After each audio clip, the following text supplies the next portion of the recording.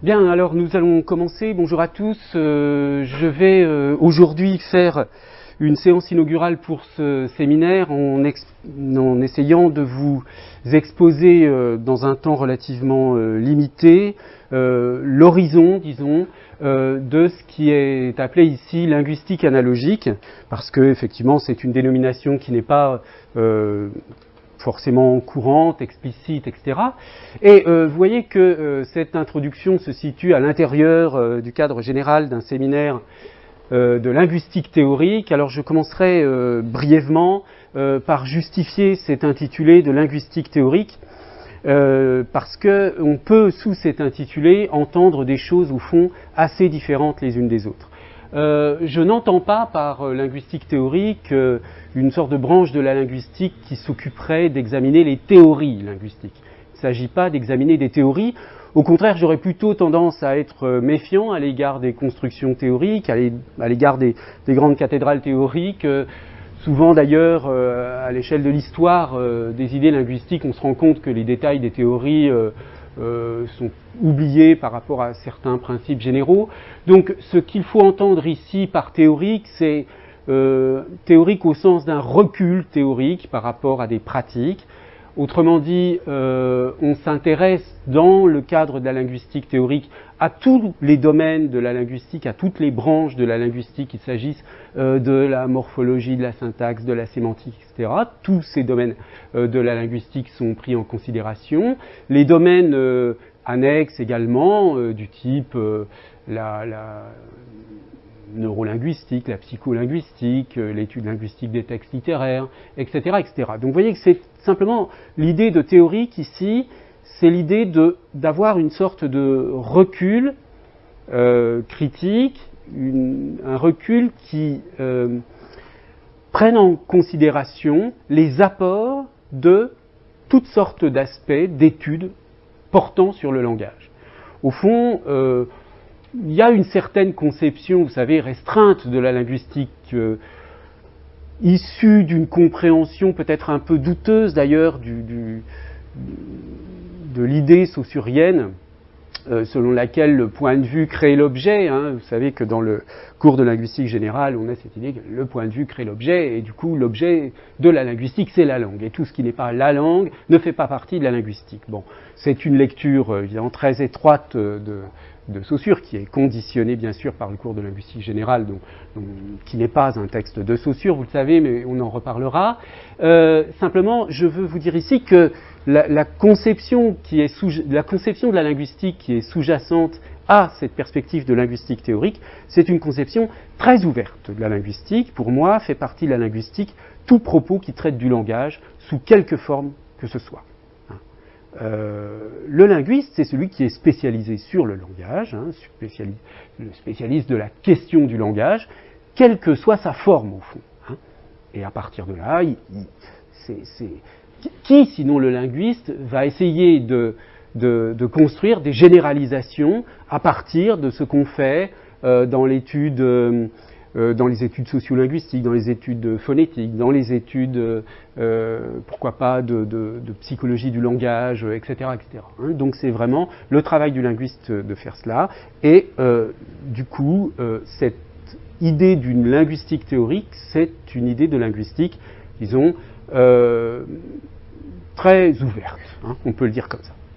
Voilà. Alors maintenant, je voudrais essayer de vous expliquer pourquoi cette perspective de l'analogie a un intérêt. Quel est l'intérêt de la perspective analogique? Pourquoi travailler sur l'analogie? Je vous le dis puisque vous êtes nombreux, bien sûr, à rédiger un travail de recherche en linguistique. Il faut toujours se poser la question de savoir quel est l'intérêt de la question que je travaille. Pourquoi je fais cela? Est-ce que il y a des enjeux plus généraux de la question très particulière que je traite? Quels sont ces enjeux? parce que c'est très facile en linguistique de compter des choses, de rassembler des choses, et bon, après tout, ça peut être pas plus intéressant que de compter le nombre de brins d'herbe qu'il y a dans la pelouse devant chez vous. Hein. La question est de savoir le travail qu'on fait, le travail de dépouillement, d'analyse, de comptage, etc., à quoi sert-il? Quel est son objectif? Dans quelle perspective plus générale il se situe? Donc, ce réquisite de s'interroger sur son propre questionnement, je le pratique moi-même en essayant de justifier pourquoi la question de l'analogie est intéressante en linguistique. Alors, évidemment, il faut partir d'une définition minimale de l'analogie qui va petit à petit, au cours de ce séminaire, être approfondie. Il y a deux façons principales de comprendre une formule comme X et Y sont analogues. Hein. L'analogie, pour simplifier, on va dire que c'est entre deux entités, quelles qu'elles soient. Hein. X et Y peuvent être n'importe quoi. X et Y sont analogues. On peut le comprendre au sens d'une similarité. Hein. X et Y sont analogues parce qu'ils ont des propriétés communes, donc je les vois comme analogues. Il y a là cette idée de propriété commune est celle qui fonde la notion de similarité. Donc il faudra évidemment raffiner un peu ce lien entre analogie et similarité. Là je le présente comme étant une espèce d'équivalence, mais ça peut être utile de faire une différence entre les deux, on verra ça plus tard. Donc par exemple, je prends cet exemple de Stahl, extrait du TLFI. L'idéalisme en philosophie a beaucoup d'analogies avec le mysticisme en religion. L'un place toute la réalité des choses de ce monde dans la pensée, l'autre toute la réalité des choses du ciel dans le sentiment. Vous voyez que la propriété commune est exprimée ici, hein, toute la réalité des choses de ce monde dans la pensée, toute la réalité des choses du ciel dans le sentiment, et c'est cette propriété commune qui justifie l'analogie entre idéalisme en philosophie et mysticisme en religion. Deuxième conception de l'analogie, deuxième façon de concevoir une analogie entre deux éléments. Cette deuxième façon suppose que les deux éléments X et Y soient analysés en parties. Hein, que X comprend plusieurs parties de lui-même, hein, qu'on décompose X en parties, et Y de même. Donc, j'écris petit x les parties de grand X et petit y les parties de grand Y.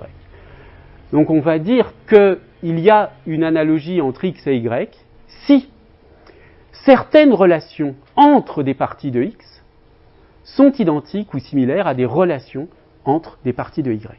Donc là, c'est une analogie relationnelle qui s'exprime classiquement sous la forme A est à B ce que C est à D, ou ici dans ma formulation X est à X' ce que Y est à Y'.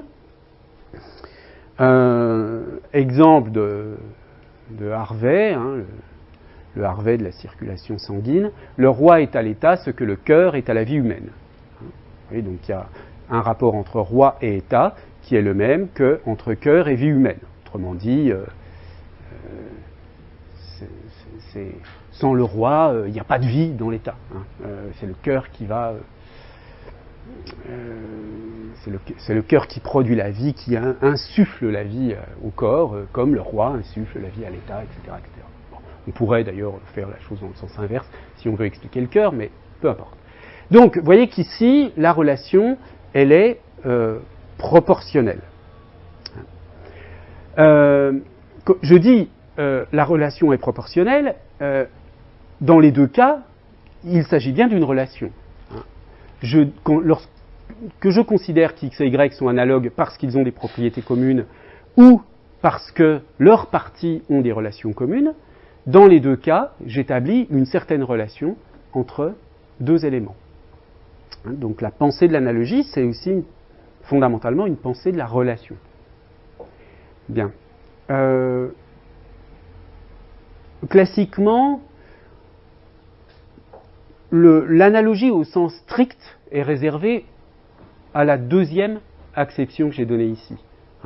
Vous trouvez un certain nombre d'écrits dans une tradition philosophique qui va jusqu'à la fin du XXe siècle, indiquant que faut distinguer clairement la similarité de l'analogie. La similarité, ce serait la première chose, hein, des propriétés communes, ça ne sert pas à grand-chose, c'est approximatif, c'est inutile, alors que l'analogie, c'est quelque chose de rigoureux, de scientifique, etc. C'est très précis. Hein. Et donc la vraie analogie serait uniquement l'analogie qui s'exprime sous forme de proportion.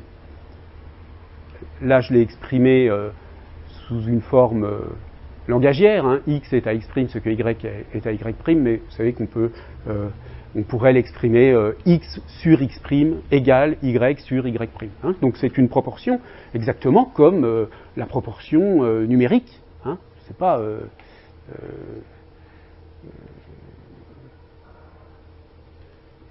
comme n'importe quelle proportion numérique, comme 25 sur 100 égale 1 sur 4. Hein.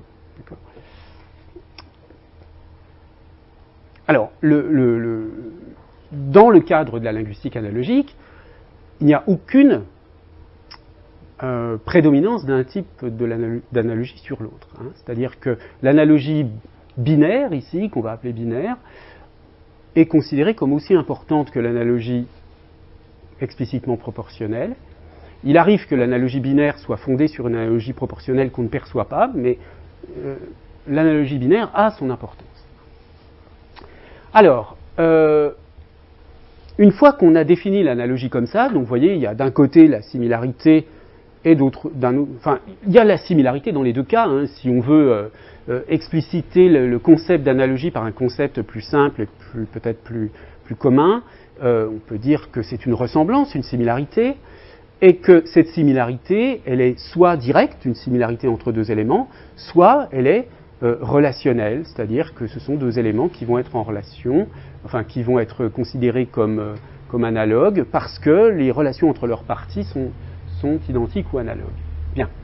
Alors, une fois qu'on a défini l'analogie de cette façon, on peut justifier de deux façons l'intérêt pour cette question. D'une part, il suffit d'ouvrir les yeux pour se rendre compte que l'analogie est présente dans de très nombreux aspects de la vie humaine. Alors, j'en donne quelques-uns ici.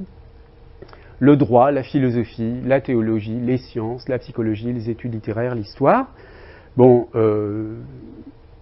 j'illustre rapidement chacune de ces catégories, chacun de ces domaines. Dans le droit, bon, pourquoi l'analogie est importante dans le droit ? Parce que la loi ne peut pas codifier tous les cas particuliers. Donc, très souvent, ce qui va se discuter dans un procès, c'est l'analogie entre un cas particulier et le cas général qui est indiqué, si vous voulez, décrit dans la loi. Bon, donc il y a chez les théoriciens du droit toutes sortes de travaux sur la question de l'analogie. Pour cette raison, parce que bien sûr, il y a toujours une possibilité de discuter les similarités entre telle situation et tel cas général. Par exemple, je ne sais pas, imaginez un meurtre et qu'un avocat plaide la légitime défense. Bon, il y a une certaine définition de la légitime défense, je ne suis pas allé la chercher, hein, mais bon, on imagine que c'est assez simplement l'idée que vous vous défendez contre une attaque caractérisée.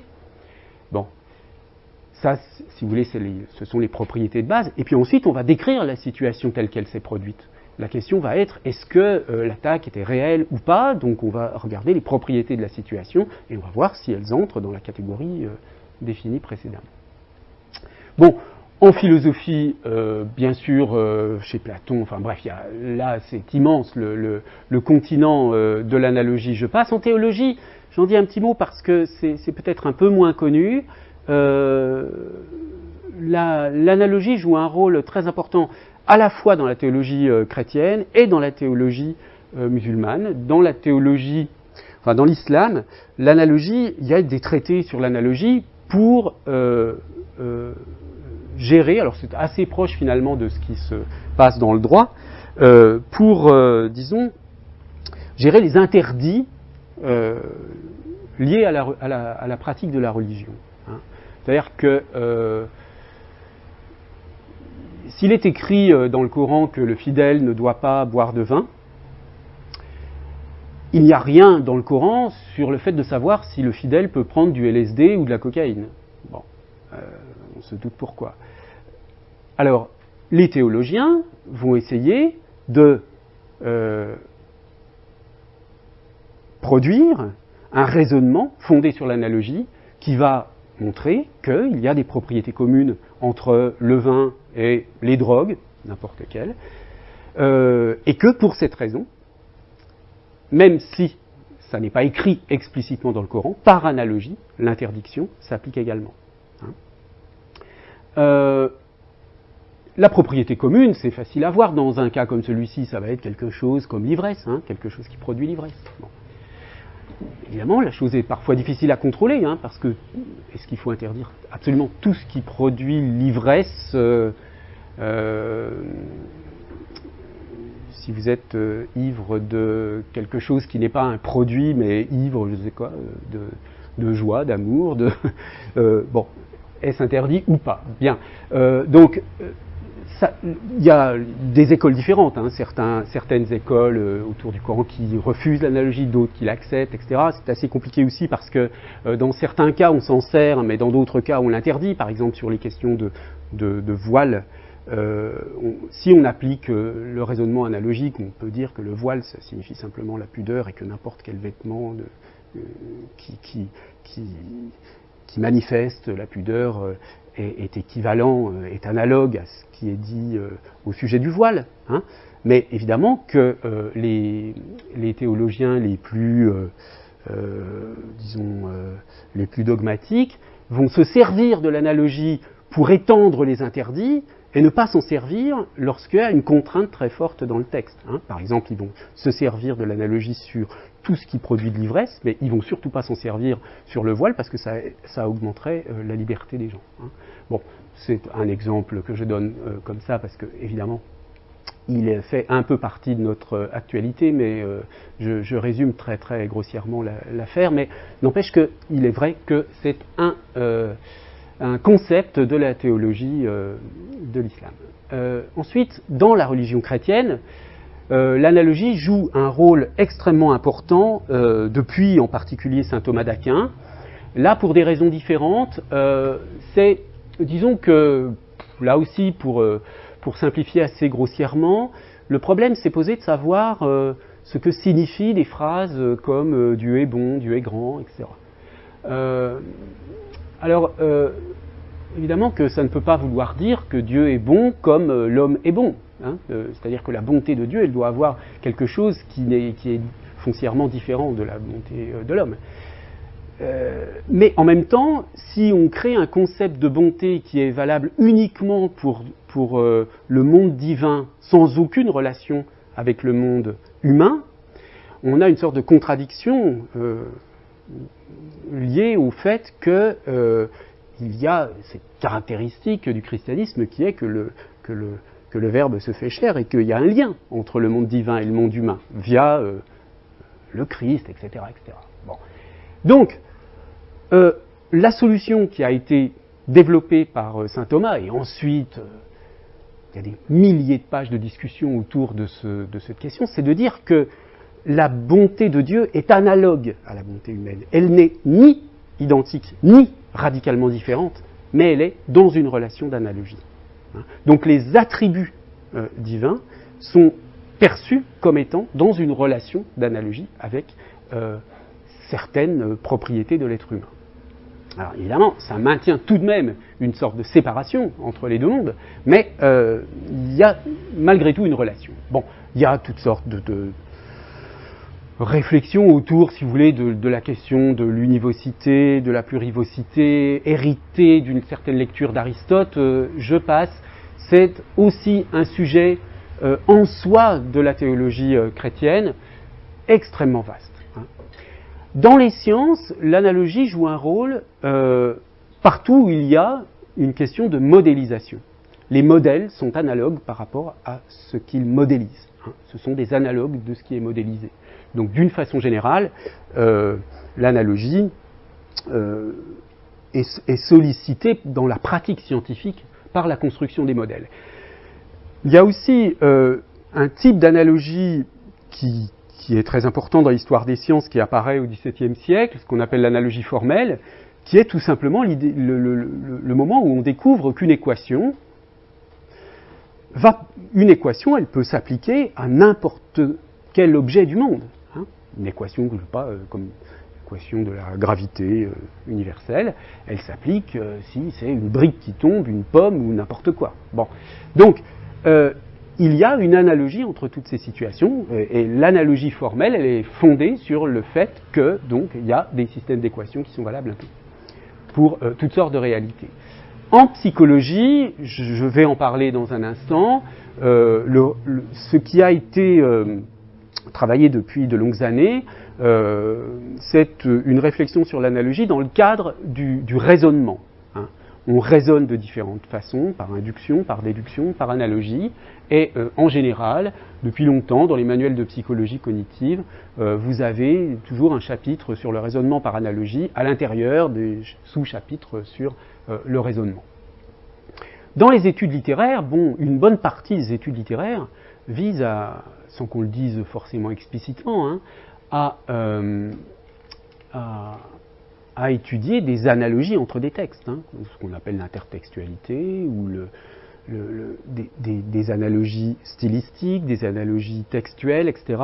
Il y a évidemment, sans que ce soit forcément très très explicite, toute une recherche analogique dans les études littéraires. Le simple concept de genre littéraire est fondé sur l'idée qu'il y a une analogie entre différents types de textes qui du coup fonde la caractérisation de ces textes comme appartenant à un même genre. Je n'ai pas dit en psychologie, mais c'est évident, en psychanalyse. Hein, l'analogie en psychanalyse, c'est aussi un concept essentiel. Dans les études historiques, bien qu'il y ait une certaine méfiance à cet égard, les historiens très souvent font des analogies entre des périodes différentes en éclairant, en essayant, disons, pas de surdéterminer, mais tout au moins d'éclairer d'une manière critique le présent à la lumière du passé, par analogie avec certaines situations. Hein. Vous avez entendu parler sans doute d'un certain nombre de journalistes ou d'essayistes qui vont essayer de trouver une analogie entre notre situation actuelle et la période, je sais pas, de la crise de 29 ou à l'époque de la crise monétaire, là c'était plus il y a quelques années, mais bref, on peut toujours essayer d'éclairer notre présent à la lumière donc de faits passés, bien qu'il faille toujours être prudent avec ce genre de choses. Bon, on pourrait augmenter la liste. Hein, le concept d'analogie est explicitement présent dans tous ces domaines et dans d'autres. Et par ailleurs, autre argument important, l'analogie est un processus cognitif central chez l'être humain. Ça, c'est ce que je vais expliquer un peu plus en détail tout à l'heure. Mais vous voyez bien le lien entre ces deux observations. Hein. Si les processus analogiques sont des processus qui caractérisent fondamentalement la cognition humaine, ça n'est au fond pas très étonnant que dans les sociétés humaines, on ait sollicité le concept d'analogie pour éclairer la réalité dans toutes sortes de domaines. Donc la présence de l'analogie dans la vie humaine est liée, en fait, à sa présence dans la cognition humaine elle-même. Mais pour ce qui concerne le langage, eh bien, ce que je dirais simplement, c'est que si, d'une part, l'analogie est présente dans de nombreux secteurs de la vie humaine et que, par ailleurs, c'est un processus cognitif central chez l'homme, eh bien, il y a de très fortes chances pour qu'il y ait des contreparties analogiques dans les langues elles-mêmes, hein, donc des contreparties linguistiques de l'analogie. Alors, la problématique de l'analogie en linguistique, ce que j'appelle la linguistique analogique, on peut la définir de cette façon-là, c'est le repérage, la description, l'analyse de l'ensemble des relations et processus analogiques dans les langues et dans le langage. Alors, je vais parcourir maintenant, en me limitant au cas du langage, les différents champs dans lesquels l'analogie peut intervenir. Alors, je vais d'abord vous présenter d'une manière un peu plus précise cette idée que l'analogie est un processus cognitif central, et ensuite on essaiera de voir dans le langage et dans les langues quels sont les éléments qui peuvent être mis en relation d'analogie. Parce que si on veut faire une analyse systématique des structures et processus analogiques dans les langues, il faut réfléchir à qu'est-ce qui va être analogue à quoi. Et là, on verra qu'il y a aussi un très grand nombre de possibilités. Il y a des analogies entre des mots, des analogies entre des signifiants et entre des signifiés, des analogies entre des morphèmes, des analogies entre des textes, des analogies entre des structures syntaxiques, etc. etc. Et puis, pour terminer, je vous exposerai aussi quelques-unes disons les 5 fonctions principales de l'analogie, tout moins celles que j'ai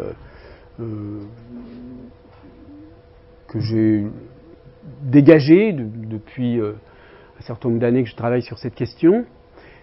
On verra qu'il y a une des fonctions particulières dans le discours qui intervient dans l'argumentation par analogie. Et cette année, mais je vous le redirai tout à l'heure après cet exposé, lorsqu'on passera aux aspects concrets du séminaire, cette année j'aimerais qu'on travaille ensemble d'une manière un peu plus approfondie sur cette question de l'argumentation par analogie. On verra ça plus en détail tout à l'heure. Vous pouvez bien sûr m'interrompre pour poser des questions, n'hésitez pas. Moi je suis parti dans mon discours, mais n'hésitez pas à m'interrompre si nécessaire. Alors, je commence donc avec l'analogie comme processus cognitif. Alors, je vous ai donné ici un extrait d'un projet qui est relativement récent, un projet qui s'est déroulé de 2006 à 2010, un projet européen, vous voyez, qui était intitulé l'espèce. Alors, en français, on est un peu gêné pour traduire le procès de faire une analogie. On ne peut pas faire, il n'y a pas de verbe analogiser, mais l'espèce qui fait des analogies, the analogy making species, c'est cette idée que l'être humain se caractérise en tant qu'être humain parce qu'il a une habileté très très particulière à produire des analogies. Alors, on peut lire ensemble ce passage. Donc la capacité à faire des analogies est au cœur de la cognition humaine et c'est un mécanisme fondamental qui permet aux humains de s'engager dans des processus mentaux complexes comme la pensée, la catégorisation, l'apprentissage et en général de comprendre le monde et d'agir sur lui à partir de son expérience passée,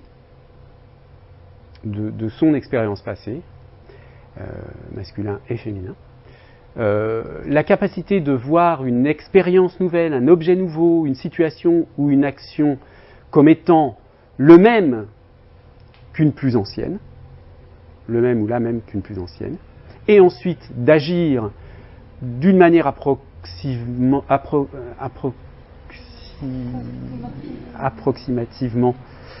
appropriée,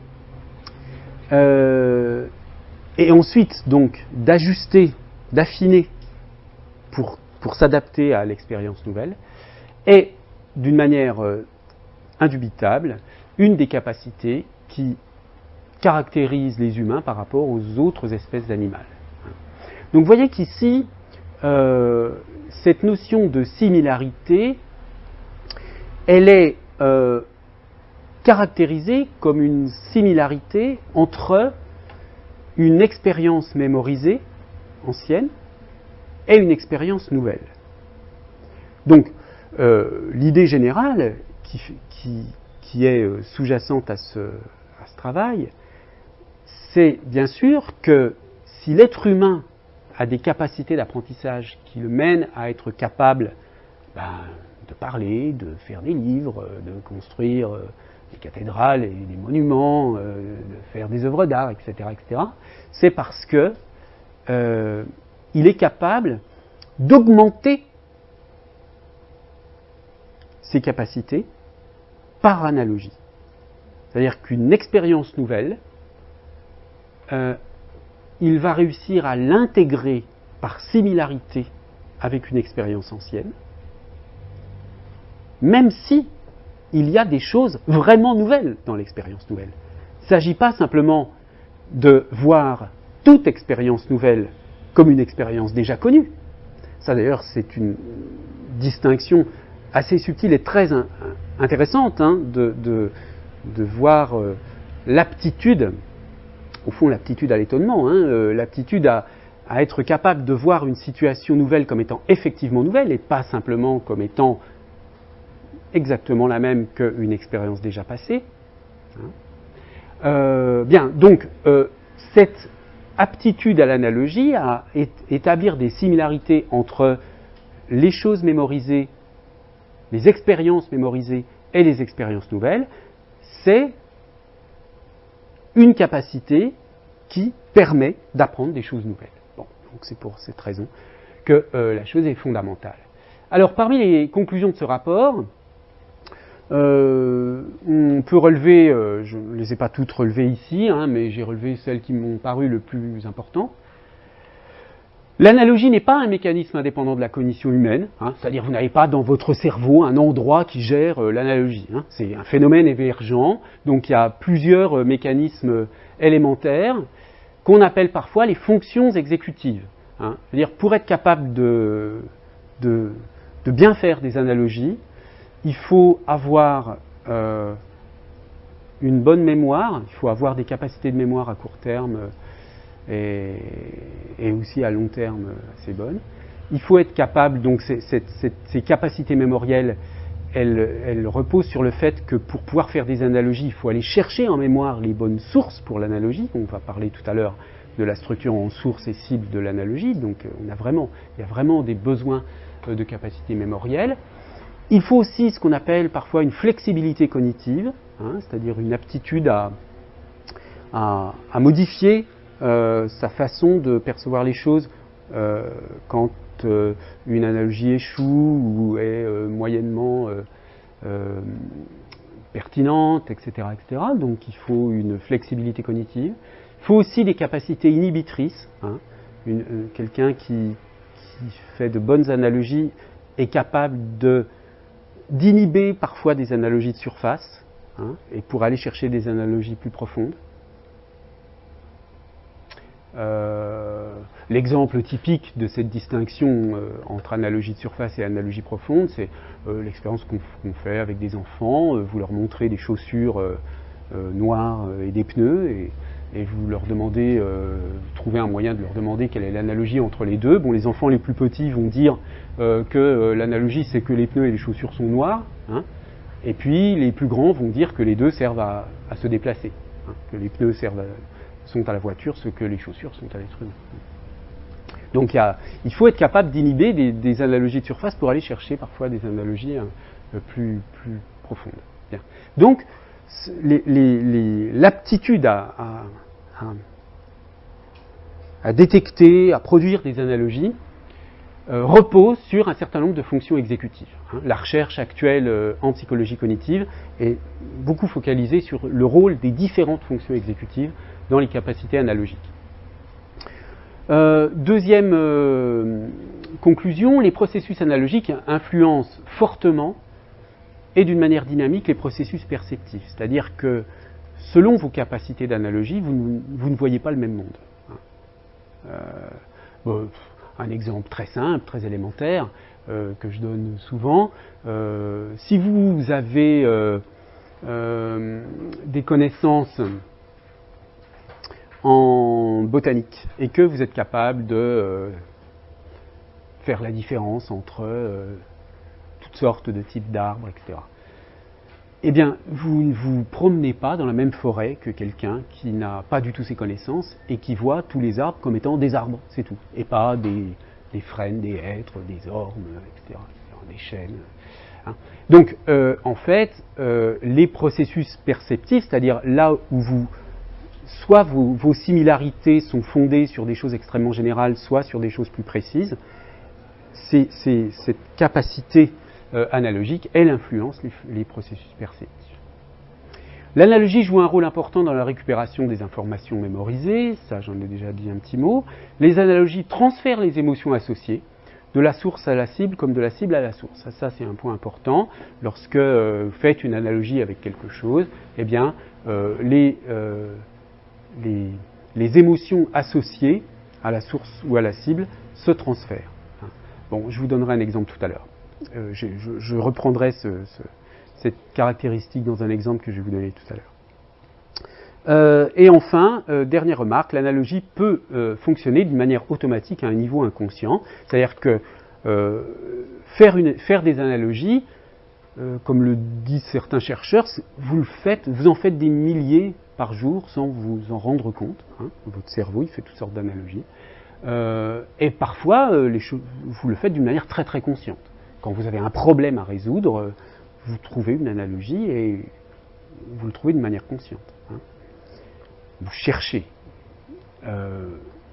Donc il y a une sorte de continuum entre des analogies très automatiques, inconscientes, et puis des analogies qui sont beaucoup plus conscientes et contrôlées. Alors, le modèle de base de l'analogie, c'est celui qu'a développé une chercheuse en psychologie cognitive très célèbre, qui s'appelle Deirdre Gentner. Et c'est un modèle qu'on appelle la Structure Mapping Theory, qui, très très simplifié, repose sur le principe suivant. Vous avez un domaine de base, ou source, et un domaine cible. Donc ça, le domaine de base, c'est les choses déjà connues, mémorisées, les expériences acquises, etc. Le domaine cible, c'est ce que vous voulez connaître.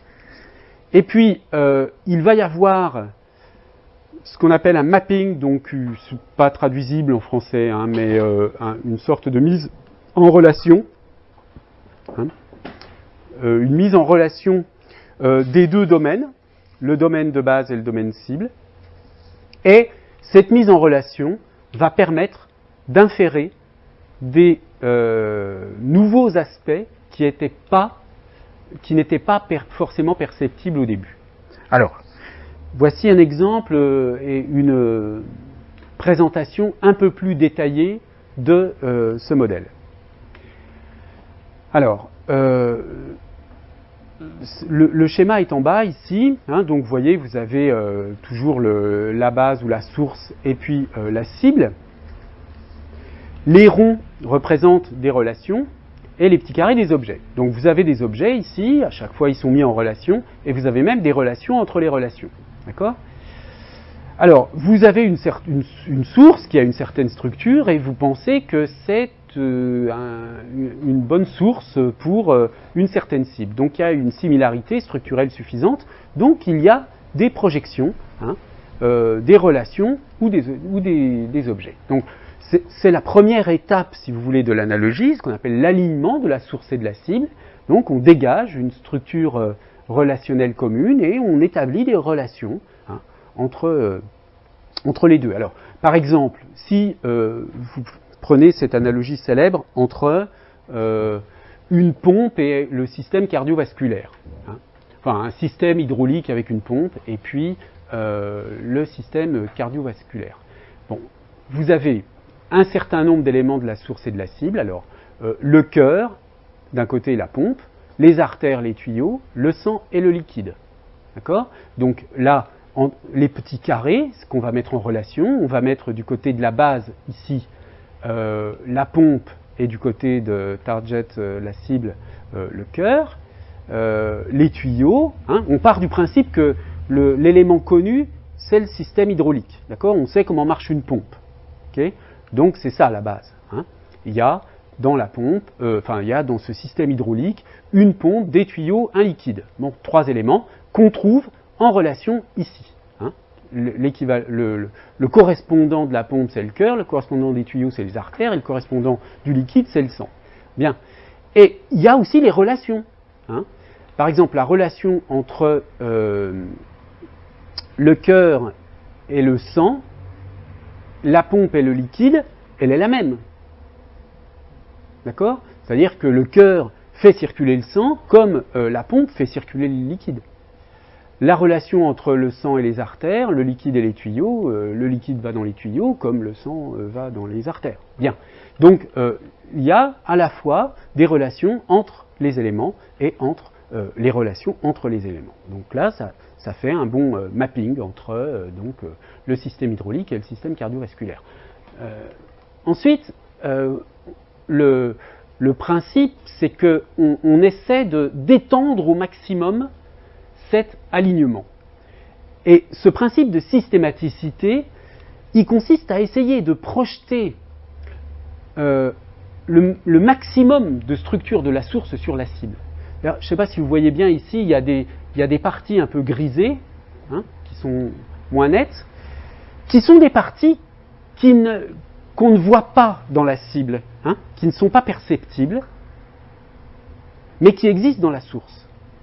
Donc l'idée, c'est que sur la base des similarités déjà perçues entre la source et la cible, comme la source on la connaît bien, et on connaît des propriétés de cette source qu'on ne connaît pas dans la cible, eh bien on va se fonder sur les propriétés de cette source qu'on connaît bien pour se dire, mais tiens, est-ce qu'il n'y aurait pas la même chose dans la cible?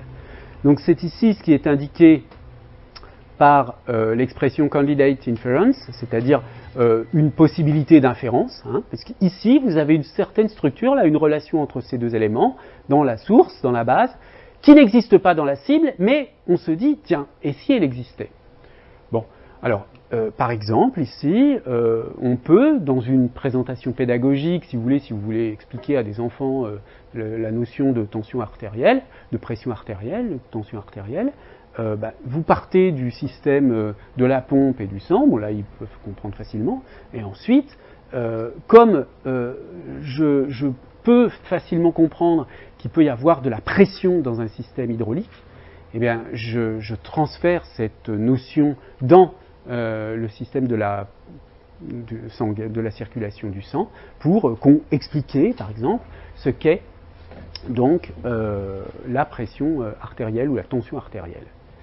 Alors, ensuite, bien sûr, je peux aussi faire une abstraction. Hein. Donc, ce schéma ici, avec ces 3 étapes, que j'emprunte ici à une publication de 2012 de Gentner et Smith, il a toujours ces 3 étapes. Hein. Une étape d'alignement, une étape où il y a éventuellement des inférences possibles, et puis, on peut abstraire la structure commune, qui va être, au fond, c'est là où on va, mais ça j'en parlerai tout à l'heure, faire le lien entre l'analogie et la catégorisation.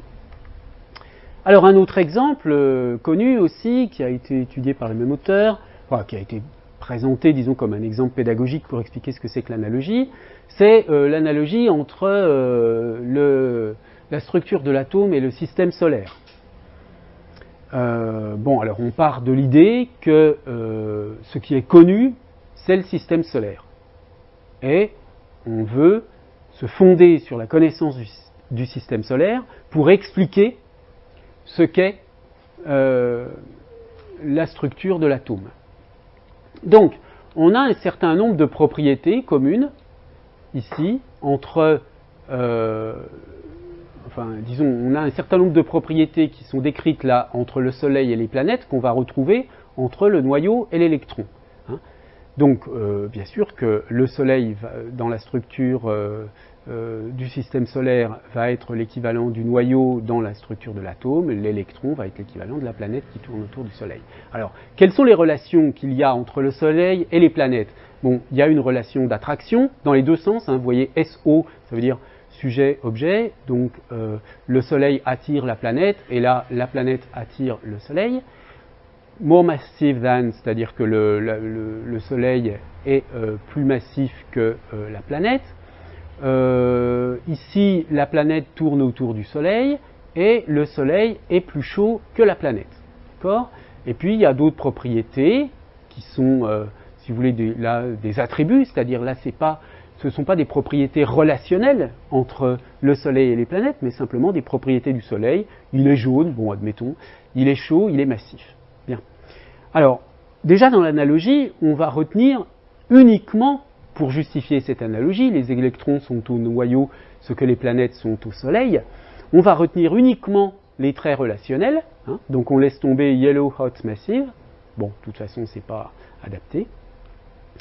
Et on va retenir ici uniquement les propriétés qui sont les relations communes.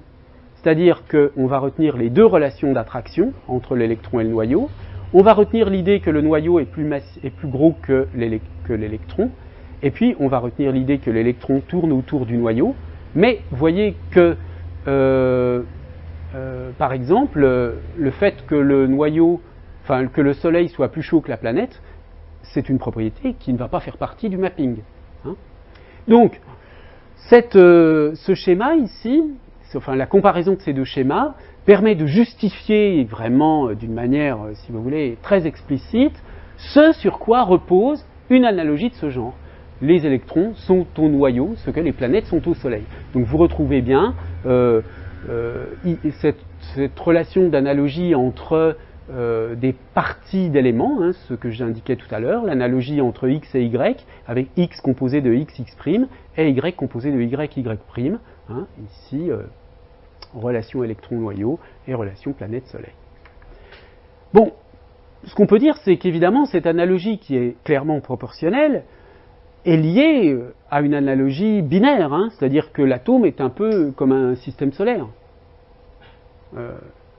Donc, il y a aussi on peut exprimer cela plus simplement par une analogie binaire.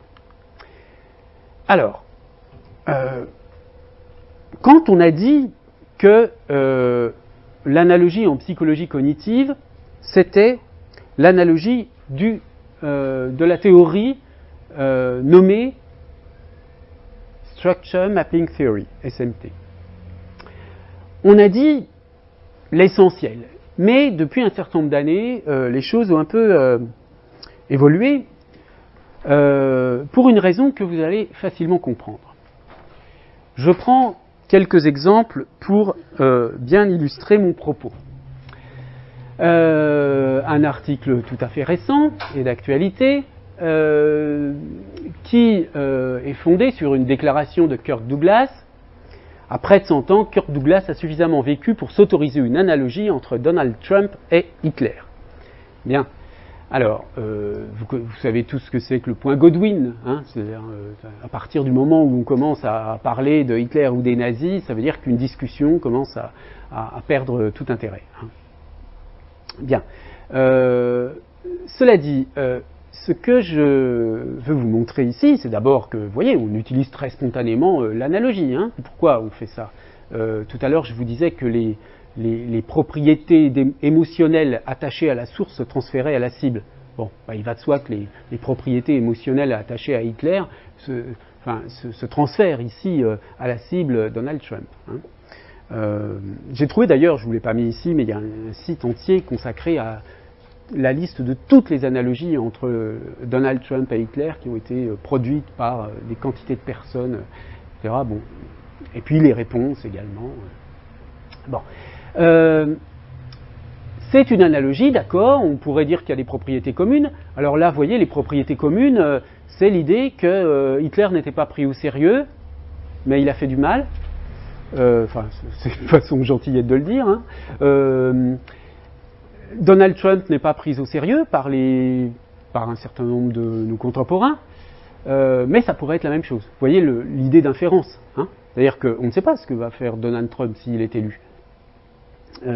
Mais on se fonde sur une analogie avec Hitler pour en tirer l'inférence qu'il fera la même chose ou quelque chose d'analogue à Hitler. Bien. Maintenant, Rodrigo Duterte. Vous savez, c'est le président philippin qui veut exterminer tous les drogués. Bon. Mais lui, carrément, il se revendique de Hitler. Hitler a massacré 3 millions de juifs. Bon, c'est pas tout à fait le bon chiffre, hein, mais peu importe, à la limite. Hitler a massacré 3 millions de juifs. Bon, il y a 3 millions de drogués aux Philippines, je serais heureux de les massacrer. Donc, voilà. Lui, il se fonde, mais il fonde son action sur une analogie avec Hitler en se... Enfin, là, c'est une menace, bien sûr. Hein, il se sert de l'image de la source pour produire une sorte d'effet de terreur auprès de la population. Mais vous voyez que ça n'est pas la même chose, c'est un autre Adolf Hitler, c'est pas Trump. Enfin, un dernier exemple, plus ancien, hein, à l'époque de la guerre avec l'ex-Yougoslavie, l'Allemagne réactive le spectre nazi, l'analogie Milosevic-Hitler sert à justifier les frappes. Donc c'était les Allemands qui avaient dit, bon ben voilà, Milosevic c'est comme Hitler. Alors qu'est-ce que vous constatez quand vous voyez des exemples de ce genre? Vous constatez que être un Hitler, au fond, c'est une sorte de catégorie générale. Le fait qu'on puisse faire des analogies entre Trump et Hitler, entre Duterte et Hitler, entre Milosevic et Hitler, ça nous amène à dire que toutes ces personnes sont des sortes de Hitler. Et l'idée vers laquelle je veux vous amener, c'est que, au fond, il y a un lien très fort entre analogie et catégorie, entre analogie et catégorisation. Alors, on traitait auparavant d'une manière assez séparée les problèmes relevant de la catégorisation et les problèmes relevant de l'analogie. Aujourd'hui, un certain nombre d'auteurs considèrent qu'il faut unifier les deux et considérer que la catégorisation relève des processus analogiques aussi bien que les processus qui relèvent de ce qui est décrit par Gentner dans la structure de mapping, hein, dans les processus de mapping. Alors, un des auteurs qui a le plus clairement défendu cette position, c'est Douglas Hofstetter, et également un auteur français dont je vais parler dans un instant, qui s'appelle Emmanuel Sander, qui est prof de psychologie cognitive à Paris 8 ici. Alors, il dit la chose suivante, le déclenchement de catégorie mentale par le déclenchement de catégorie mentale antérieure par une sorte d'input, enfin quel qu'il soit, sensoriel ou plus abstrait, est, j'insiste, un acte d'analogie, un acte relevant des processus analogiques, hein, act of analogy making. Pourquoi? Parce que chaque fois qu'un ensemble de stimuli qui afférents active une ou plusieurs catégories, eh bien, il y a des sortes de glissements, hein, et parce que aucune instance d'une catégorie n'est précisément identique à une instance antérieure. Donc, je m'arrête un instant là-dessus parce que ça, c'est une chose extrêmement importante qui va être toujours très importante pour les questions d'analogie. L'analogie, c'est quelque chose d'approximatif, toujours. Hein. On n'est pas dans les catégories très bien délimitées. Quand il y a de l'analogie, de la similarité, on est toujours dans des problèmes de frontières, de cas limites, etc. Hein. Et le fait de dire, ce qui importe ici à Hofstetter, c'est de rapprocher la catégorie de quelque chose d'approximatif qui est lié à l'analogie. Donc les catégories sont des entités fluides, vraiment, par essence. Hein. Elles s'adaptent aux stimuli et essaient de s'aligner avec eux. Vous voyez, c'est ce processus de matching, je ne sais pas comment on peut dire, de mise en correspondance inexacte entre des catégories antérieures et des choses nouvelles qui sont perçues, hein, eh bien c'est l'analogie par excellence, que ces choses soient des objets physiques, etc. Donc vous voyez que ce qui est ici très important, en dehors du point central sur lequel je veux insister, qui est donc cette idée que la catégorisation soit vue comme un processus analogique, ce qui est ici extrêmement important, c'est cette idée de fluidité des processus analogiques, de caractère approximatif. Et pourquoi j'insiste là-dessus? Parce que là, c'est pas tellement la différence entre l'espèce humaine versus les espèces animales non humaines que je vise, mais c'est plutôt la différence entre les machines, les ordinateurs et l'être humain. Hein. C'est-à-dire que ces capacités à la similarité approximative, ce sont des capacités très spontanées de tout être humain, mais c'est quelque chose que les machines n'arrivent absolument pas à faire. Hein. Et pour cause, parce qu'elles ne fonctionnent jamais sur l'approximation. Ou alors on mime l'approximation par toutes sortes de choses, mais en tout cas, c'est un verrou technologique fondamental. Le jour où on arrivera à faire en sorte que les machines soient sensibles à la similarité ou à l'analogie dans ce sens-là, là, ce sera une nouvelle ère informatique. Hein. Mais on en est loin aujourd'hui, et ce point est absolument essentiel.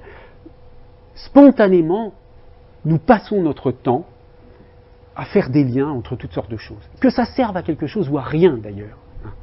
Vous pouvez très bien entendre une musique dans le bus ou dans un magasin que vous ne connaissez pas et vous dire pendant un millième de seconde « Ah tiens, ça me fait penser à tel... vous ne connaissez pas l'auteur, vous savez, mais ça vous fait penser à tel morceau de tel auteur, etc. » Et puis vous l'oubliez.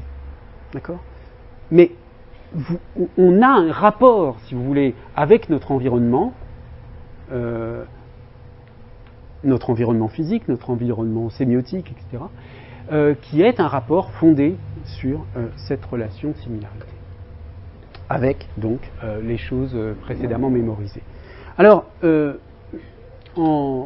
y a 3 ans maintenant, Douglas Hofstetter et Emmanuel Sander ont publié en français et en anglais parallèlement un gros livre assez intéressant, grand public, hein, publié chez Odile Jacob, donc un livre assez accessible, touffu, bon, mais pas du tout un livre de spécialistes, enfin pas un livre pour spécialistes, c'est un livre de spécialistes, mais pour un public assez large. Donc si vous avez le temps, je vous conseille de jeter un coup d'œil sur ce livre qui est très stimulant intellectuellement.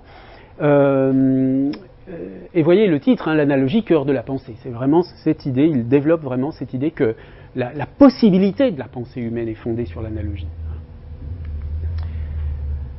Une autre citation de Hofstetter qui indique donc que l'analogie est une chose centrale dans la cognition humaine.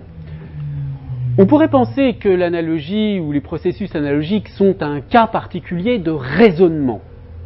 Donc, dans cette phrase, dans cette catégorie dont je parlais tout à l'heure d'ailleurs, du raisonnement analogique et de la résolution de problèmes. Hein. Il fait allusion là au fait que traditionnellement, dans les manuels de psychologie, on mettait l'analogie dans la sous-rubrique de la résolution de problèmes. Bon, qui considère donc comme un cliché, un vieux cliché de la science cognitive. Et si on considère seulement l'analogie comme un type de raisonnement, on lui rend pas du tout un bon service. Après tout, le raisonnement et la résolution de problèmes sont reconnus depuis longtemps comme n'étant pas au cœur de la pensée humaine. Hein. Et si l'analogie n'était qu'un cas particulier, si vous voulez, de quelque chose qui est lui-même relativement périphérique par rapport à la cognition humaine, ce serait très très périphérique, très peu important. Et vous voyez ce qu'il dit, pour moi cependant, l'analogie n'est rien d'autre que une toute petite chose, hein, c'est-à-dire là il fait allusion à ce qu'il disait juste avant, blip. Alors, je ne le traduirai pas littéralement, mais est-ce que vous comprenez ce que ça veut dire? Que l'analogie soit juste un itty bitty blip in the blue sky of cognition. Ça veut dire quoi?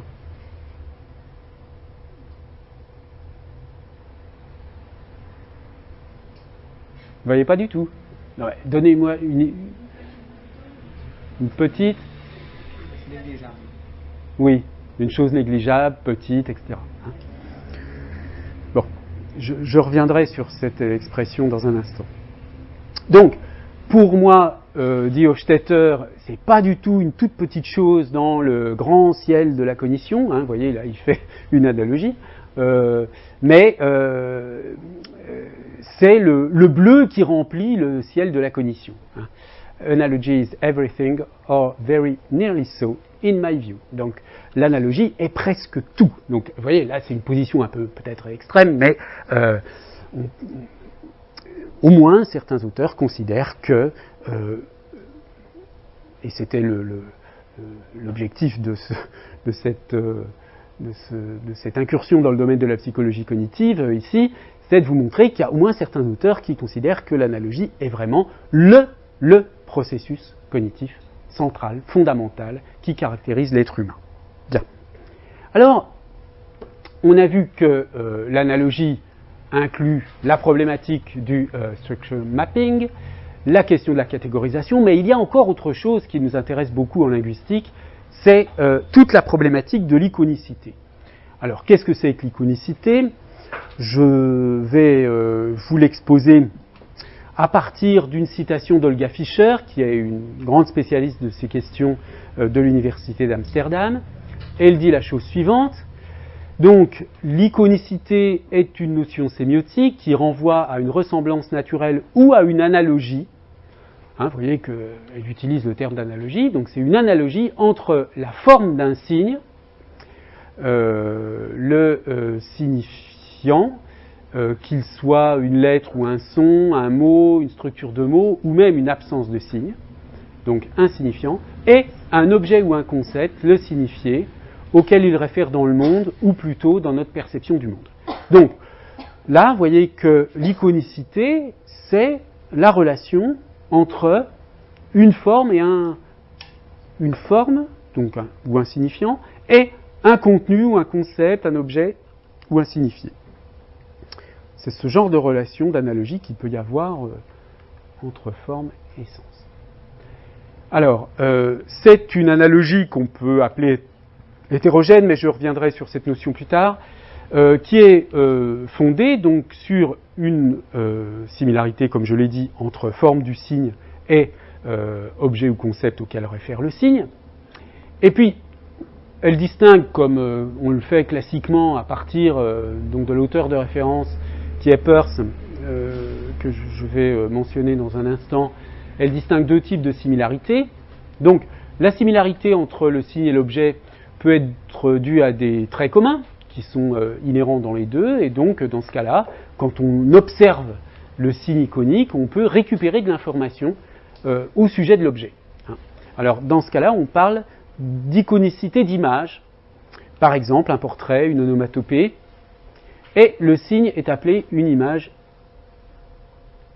iconique, ou une icône imaginale, enfin bref, on peut traduire comme on veut. Donc vous voyez, un portrait, forcément, le portrait en tant que signe ressemble à la personne qui est peinte ou photographiée dans le portrait. Tout à l'heure, le itty bitty blip, vous êtes parfaitement capable de deviner que c'est une toute petite chose, même si vous n'avez aucune idée de ce que veut dire itty, ni bitty, ni blip, tout simplement parce que le i, vous le percevez spontanément comme renvoyant à quelque chose de petit. Et le blip, il y a quelque chose d'un peu onomatopéique aussi. Donc ça, c'est l'iconicité d'image. Fondée sur des propriétés communes entre la forme du signe et l'objet du signe. C'est donc une analogie binaire, une analogie entre deux éléments. Et puis il y a une autre forme d'analogie quand on a affaire à plusieurs signes. Quand on a plusieurs signes, l'analogie peut être plus abstraite. On a affaire donc à une analogie diagrammatique qui est basée sur la relation entre des signes qui reflètent une relation similaire entre des objets ou des actions. Alors, l'exemple classique, c'est l'exemple de la phrase de César, Weni, Widi, Wiki. Bon, c'est tellement évident qu'on ne pense même pas à remarquer qu'il y a quelque chose de remarquable ici, mais l'ordre des mots, Weni, Widi, Wiki, est le même que l'ordre des actions. Bon, c'est pas obligatoire, hein, mais en revanche, si vous voulez, quand on regarde les langues du monde, il y a des langues dans lesquelles vous n'avez pas le choix, vous êtes obligé de faire en sorte que l'ordre des mots suive l'ordre des actions. Vous avez des langues où vous avez le choix entre la possibilité de ne pas avoir le même ordre, mais il n'y a aucune langue dans lesquelles vous n'avez pas cette possibilité de mettre les mots correspondant à des actions dans l'ordre des actions. C'est une possibilité qui... Sauf si elles sont simultanées. Oui. Oui, mais le cas de la simultanéité va être plus compliqué. Là, on parle, si vous voulez, de similarité entre une succession de mots et une succession d'événements. Alors, comment iconiquement refléter la simultanéité d'événements, c'est un autre problème à la limite. C'est pas très facile à résoudre, mais c'est un autre problème. Donc, c'est un deuxième type d'iconicité qu'on appelle diagrammatique, et c'est une analogie proportionnelle. Donc, à partir de ce genre d'analyse, vous voyez, là je vous donne un exemple de classement qui vient d'un des premiers volumes, je me demande même si ce n'est pas le premier volume, publié chez Benjamin. C'est une collection, il y a tous les 2 ans un colloque sur l'iconicité, un grand colloque international sur ce sujet, et on peut classer les phénomènes d'iconicité de cette façon-là, vous voyez, dans le détail, avec les métaphores cognitives, les iconicités structurales, l'iconicité structurale, diagrammatique, d'image, etc., etc. Bon. Alors, dans les linguistiques contemporaines, donc, on peut dire que l'analogie est fondée sur le principe d'une similarité entre forme et contenu. Hein. L'iconicité est fondée sur le principe d'une similarité entre forme et contenu, donc on a bien affaire à une forme d'analogie, et puis qu'on a 2 grands types d'analogie. Une remarque, quand même, 2 remarques. Cette notion d'iconicité, elle est clairement, elle se démarque clairement du principe de l'arbitraire du signe saussurien. Vous voyez que le principe qu'on attribue à Saussure, qui ne l'est pas forcément, bon, je reviendrai peut-être un peu en détail sur ce point parce que c'est quand même important, cette idée qui est exprimée sous la forme du premier principe de la linguistique générale dans le cours de linguistique générale, que le signe est arbitraire, donc que le son n'a aucun lien avec la signification, ou que les signifiants n'ont aucun lien rationnel avec les signifiés, eh bien, toute la problématique de l'iconicité vise à dire le contraire. Donc, ça n'est pas que ça s'oppose, c'est que ça complète, si vous voulez. L'arbitraire, il existe, hein, il y a des cas d'arbitraire, mais il y a aussi des tas de cas où il y a de l'analogie ou de l'iconicité. Et puis, je disais tout à l'heure, tous ces travaux, ces recherches sur l'iconicité dans la linguistique contemporaine sont issus des travaux du philosophe Charles Sanders Peirce, qui a développé une théorie du signe très élaborée, dans laquelle il y a ce concept d'iconicité qui joue un rôle fondamental. Alors tout ça nous conduit finalement à un 2e degré d'unification de la problématique de l'analogie. Vous voyez que j'intègre dans la question de l'analogie en linguistique à la fois les problèmes généraux du structure mapping, hein, du mapping structurel si on veut, les questions de catégorisation, de conceptualisation, hein, parce qu'au fond, pour l'instant, on peut considérer que c'est un peu équivalent. Un concept, c'est une sorte de catégorie mentale, hein, donc, et les phénomènes d'iconicité, qu'il s'agisse d'iconicité diagrammatique ou d'iconicité d'image. Bon, j'ai donné ici deux références un peu rapidement, mais je ne vais pas les commenter. Esaïd Conen, qui est un grand linguiste, qui a fait un livre vraiment portant sur l'iconicité diagrammatique dans un sens assez vaste déjà, et puis l'iconicité d'image qui est travaillée par d'autres auteurs. Bien. Alors, je vois qu'il est déjà 6h20. Je pense que je vais laisser du temps aux questions. Et puis, quand on en aura terminé avec les questions, vous recevrez individuellement le temps qu'il faudra pour répondre aux questions que vous aurez sur vos préparations de mémoire, etc. Avant de vous laisser le temps pour les questions, quelques mots sur l'organisation donc de l'évaluation du séminaire. Donc, comme je vous le disais, je souhaite que ce semestre, au moins ce premier semestre, on mette l'accent sur la question de l'analogie dans l'argumentation. Pour toutes sortes de raisons, mais notamment parce que on va vivre en France une période avec beaucoup de discours politiques et il y aura sans doute beaucoup d'utilisation d'arguments par analogie. Bien. Alors, ça signifie que on va se servir de cela pour l'évaluation du séminaire et que je vous demanderai, pour ceux qui ne font pas un mémoire avec moi, parce que ceux-là, ils vont plutôt faire un travail lié directement à leur mémoire, mais pour ceux d'entre vous qui devaient valider ce séminaire et qui n'êtes pas inscrites dans un TER sous ma direction, je vous proposerai soit de faire un exposé sur un argument par analogie, une façon d'argumenter par analogie que vous aurez trouvé dans la presse, sur Internet, etc. Alors, il y a toutes sortes c'est facile, vous cherchez en français ou en anglais à partir d'analogies, vous en trouverez des dizaines. Mais il y a des champs dans lesquels il y en a plus que d'autres. Par exemple, il y en a beaucoup dans le champ politique, il y en a plus spécifiquement, il y a beaucoup d'analogies dans le domaine des, comment on appelle ça, les pro-life, tout ça, les gens qui sont contre l'avortement, etc., qui essayent de trouver des analogies frappantes pour montrer que c'est pas bien de pratiquer l'avortement. Il y a aussi toutes sortes de...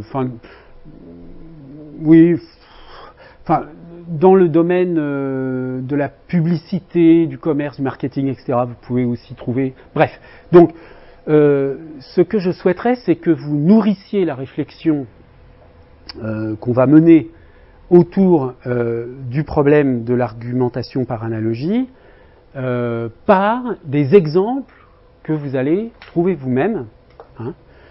Donc, ce que j'aimerais, c'est que ceux qui feront un exposé feront un exposé bref, d'une quinzaine de minutes, à partir duquel on discutera. Soit donc vous aurez à faire un exposé, soit à rendre un travail écrit à la fin du semestre sur le même sujet. Les étudiants qui font un mémoire sous ma direction auront eux à faire un exposé, puisque en général le mémoire est un peu lié quand même à la problématique soit de l'analogie, soit de la linguistique théorique dans un sens très vaste. Eux feront plutôt un exposé à partir de leur mémoire, et de préférence plutôt vers la fin du semestre parce qu'il faut le temps quand même d'avancer. Donc on fera d'abord les travaux sur l'analogie, sur le raisonnement par analogie, et ensuite le mémoire. Je précise que mais ça j'en ai déjà parlé à tous, que vous avez en master, vous devez tous, en master 1 ou en master 2, écrire un mémoire d'une centaine de pages, enfin 80, entre 60 et 100 pages, peu importe, et produire des petits travaux qui correspondent au séminaire, au cours, etc. etc. Hein. Donc, il y aura ce travail sera à rendre à la fin du semestre pour l'évaluation du premier semestre, parce que certains d'entre vous ne vont pas suivre le séminaire au deuxième semestre, je suppose. Hein. Je pense que c'est semestriel. Certains vont suivre toute l'année. Si vous pouvez suivre toute l'année, c'est mieux. Alors, au deuxième semestre, il y aura beaucoup de conférenciers invités. Il y en aura peut-être aussi au premier semestre cette année. Donc, en général, j'essaie de faire en sorte que ce séminaire soit aussi une façon pour vous d'être un peu informé de l'actualité de la recherche en linguistique dans les domaines, disons, qui sont les miens. Voilà. Alors, est-ce que vous avez maintenant, donc, que j'ai fini d'expliquer ce que je devais expliquer, est-ce que vous avez des questions portant soit sur le contenu de ce que j'ai expliqué, soit sur des choses matérielles, voilà. Oui. Est-ce que la pensée par contraste, ça peut être considéré comme une forme d'analogie, ou est-ce qu'au contraire c'est l'inverse de l'analogie? Alors, le contraste, ça suppose... Ça suppose quand même... Oui, un contraste, c'est par rapport à une ressemblance. Enfin, vous voyez, si on contraste quelque chose, on va chercher le contraire, c'est sur la base d'une similarité. On reverra un peu cette question autour du problème de la différence, parce qu'il y a quand même toute une théorie, disons,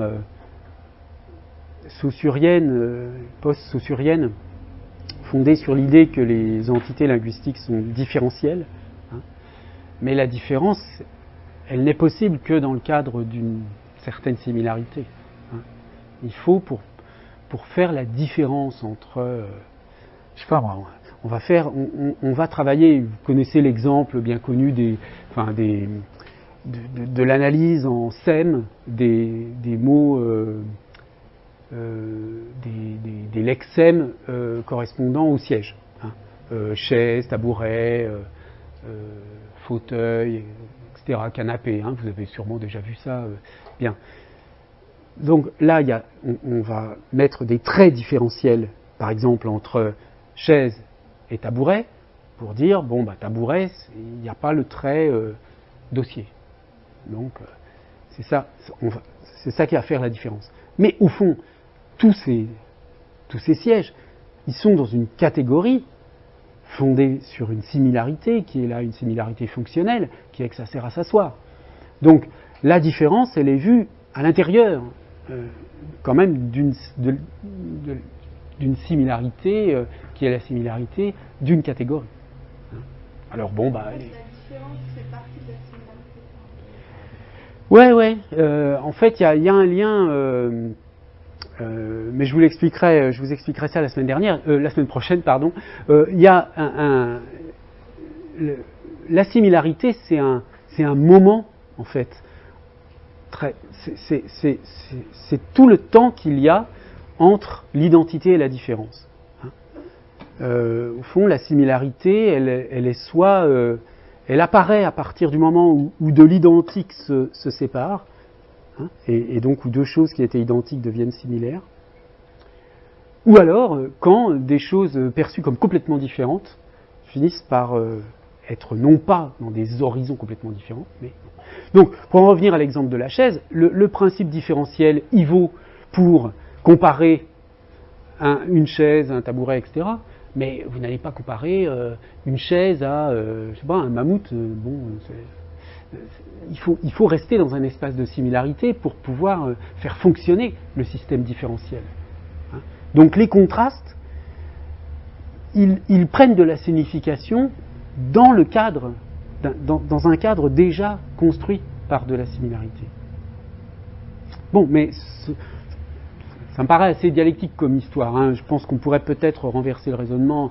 En tout cas, les deux choses sont très liées, c'est vrai. Oui ? analogie, est-ce qu'on peut dire que l'analogie, le raisonnement par analogie, c'est une sorte de ressemblance-différence, une ressemblance, enfin des ressemblances, sans que ce soit identique. C'est-à-dire entre la différence Oui, entre bien sûr. ressemblance, après, ça ressemble de celle de tabouret, mais ne sont pas identiques. Mais il y a une fonction commune, à savoir les deux objets servent. Voilà. C'est tout un jeu, effectivement, entre une identité qui n'en est pas une. Voilà. C'est-à-dire que... Et après, on a toutes sortes de grains d'analyse possibles. Bon, un livre est identique à un autre si vous cherchez un livre pour caler un meuble, pour le coincer sous un meuble. Que vous mettiez un Sartre ou un Camus, c'est pareil. Mais si vous avez la perspective de lire un livre, bah, évidemment, là, il va y avoir un trait différentiel il va y avoir une différence importante par rapport à votre objectif, etc. etc.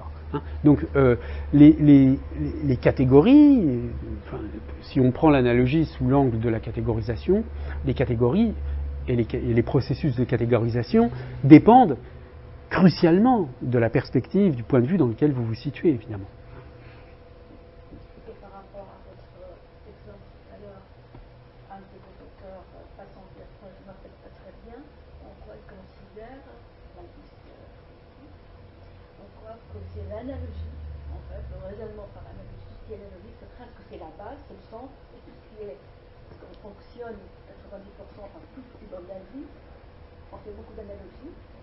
Cela me fait penser à une querelle très connue, très connue, les querelles, en ce qui concerne par exemple la poésie comme genre littéraire. Est-ce que c'est une déviation par rapport à la norme, ou c'est le contraire, tout est poétique et puis après la langue, enfin, est-ce que ça rentre à peu près dans cette querelle à peu près? De la poésie, il y a une particularité du théâtre par rapport à la langue, par rapport à la prose, par rapport à la. Vous voulez dire en tant que genre? En tant que genre marqué, par exemple, par rapport à... La poésie, par exemple, ouais. c'est pas de la langue toute seule, c'est pas de la langue toute seule, parce qu'il y a autre chose, une particularité à savoir, le langage politique, c'est pas le langage romanesque. Oui. Alors, est-ce qu'on peut dire que la poésie, c'est une déviation, c'est plus que la norme, parce que j'utilise analogie, c'est le style, ou ça me fait penser à ça. Est-ce que c'est l'analogie qui est vraiment le noyau, quoi. Après tout ce qui le reste, c'est périphérique. Alors, ce qui va se passer, c'est que... Bon, je ne suis pas sûr de bien comprendre le fond de la question, mais en gros, ce que je dirais par rapport à la question de la poésie, c'est qu'il va y avoir des phénomènes d'iconicité beaucoup plus importants dans le cadre du texte poétique que dans d'autres types de textes. Hein. Des phénomènes d'iconicité au sens vraiment de l'iconicité d'image, c'est-à-dire des ressemblances signifiant-signifiées du type rime, enfin bref, toutes sortes de jeux sur les sonorités qui vont faire des rapprochements entre les significations, etc. Donc des phénomènes de rythme, enfin bref. Donc une iconicité beaucoup plus grande que dans d'autres types de textes. Mais par ailleurs, la poésie en tant que genre, mais c'est une grosse catégorie, c'est une classe analogique aussi, c'est-à-dire que un genre est une catégorie et procède d'une catégorisation. C'est-à-dire qu'on met dans un même genre, on perçoit un texte comme étant, enfin, on perçoit un texte comme étant dans un certain genre. D'accord ? Et ce genre dans lequel on perçoit le texte, c'est une catégorie. C'est une catégorie au sens analogique du terme. Hein. C'est-à-dire que tous les textes que vous allez mettre dans la catégorie poésie vont avoir un certain nombre de propriétés. Et c'est là que, par exemple, vont se poser des problèmes avec, je ne sais pas, par exemple, certaines formes très provocantes, si vous voulez, de la poésie, genre la poésie bruitiste, etc., où vous allez avoir des gens qui vont vous dire mais c'est pas de la poésie. Hein. Pourquoi? Parce que la catégorie, elle est définie d'une certaine façon, et il peut y avoir des conflits de catégories. Hein, dans les disciplines, c'est comme ça. Ça, c'est pas de la linguistique, ça, c'est pas de la... etc., etc. Moi, j'ai une question sur la création de l'analogie en elle-même et les critères de sélection du deuxième domaine. Par exemple, quand il y a un domaine qu'on veut expliquer, est-ce qu'il y a des analogies, j'ai envie de dire presque prototypiques, un peu justement des catégorisations faites dans les domaines où il faut avoir des choses en commun, donc ça dépend des catégories, et est-ce qu'il y a un sous-domaine ou des sous-domaines qui sont un peu les prototypes de ces catégories et qui sont utilisés très fréquemment dans la construction d'analogies en fait? D'une manière générale, on utilise comme source d'analogie ce qui est plus concret, ce qui est plus familier, ce qui est le plus courant. Hein. Donc il y a peu de chances que vous utilisiez je sais pas, justement la structure de l'atome comme base pour expliquer autre chose qui serait moins complexe, parce que ça n'aurait pas de sens. Hein, vous voyez, en général, on part toujours des choses quand même plus concrètes, connues, maîtrisées. Mais alors, de là à dire qu'il y aurait pour un domaine donné des sources d'analogie, disons, plus prototypiques que d'autres, ça, je ne sais pas. En tout cas, on peut le remarquer, par exemple, dans la pédagogie. Vous voyez, dans la pédagogie, il y a des analogies qu'on ressort tout le temps. J'aurais pu, au lieu de vous donner le coup du cœur avec la pompe, vous donner l'analogie entre l'électricité et la rivière, enfin le courant, le courant d'une rivière et puis le courant électrique, hein, qui est aussi utilisé fréquemment en pédagogie. Donc, vous voyez, par exemple, on ne va pas utiliser je sais pas moi, le courant, l'air qui circule dans des pièces, l'air qui peut circuler dans des tuyaux. Il subit le même genre de problème, si vous voulez, physique, que subit de l'eau dans une rivière. Mais, comme l'eau, c'est beaucoup plus concret, etc., pour expliquer l'électricité, on va plutôt prendre comme source l'eau que l'air. Hein. Donc, voilà, la réponse que je ferai à cette question, c'est ça, c'est qu'on va de préférence chercher des sources d'analogie dans le concret. Alors, quand on est du côté de, disons, au sens très large de la pédagogie ou de la vulgarisation, de comprendre, essayer de partir de choses simples pour comprendre des choses compliquées. Mais dans l'autre sens, lorsqu'on est un créateur, un inventeur, lorsqu'on est un poète, un artiste, on va plutôt aller chercher justement des analogies inattendues et des choses... Oui. Parce qu'on crée du nouveau à ce moment-là.